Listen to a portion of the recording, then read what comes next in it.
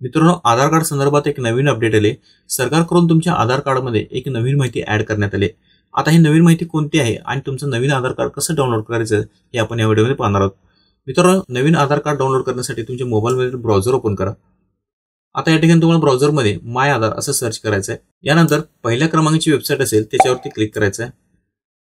आता या ठिकाणी तुमच्या समोर माय आधार ही वेबसाईट ओपन झाली असेल. आता आधार कार्ड डाउनलोड करण्यासाठी तुम्हाला खाली पेज स्क्रोल डाऊन करायचं आहे आणि या ठिकाणी डाउनलोड आधार यावरती टच करायचं आहे. त्यानंतर आता या ठिकाणी आधार कार्ड डाउनलोड करण्यासाठी तुम्हाला तुमचा आधार कार्ड नंबर आणि खाली जो कॅप्चा असतो तो कॅप्चा टाकायचा आहे. त्यानंतर त्याच्या खाली तुम्हाला सेंड ओटीपी यावरती टच करायचं आहे. आता थोड्याच वेळात तुमच्या रजिस्टर्ड मोबाईल नंबरवरती एक ओटीपी तुम्हाला या ठिकाणी टाकून खाली व्हेरीफाय अँड डाउनलोड यावरती टच करायचा आहे. त्यानंतर तुमच्या मोबाईलमध्ये तुमचं आधार कार्ड डाउनलोड होईल. आता हे आधार कार्ड डाउनलोड झाल्यानंतर या ठिकाणी तुम्हाला एक मेसेज दिसेल.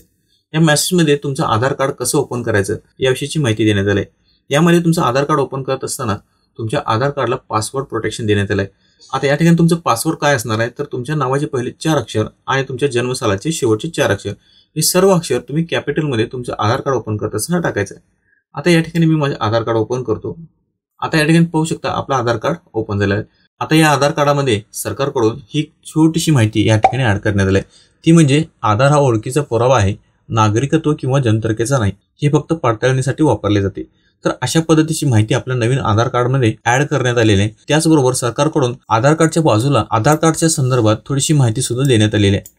तर मित्रांनो, आधार कार्डच्या संदर्भात ही एक नवीन माहिती आणि नवीन अपडेट तुम्हाला कशी वाटली कमेंटमध्ये नक्की सांगा. त्याचबरोबर तुम्हाला जर हा व्हिडिओ आवडला असेल तर लाईक करा, शेअर करा आणि चॅनलला सबस्क्राईब करायला विसरू नका.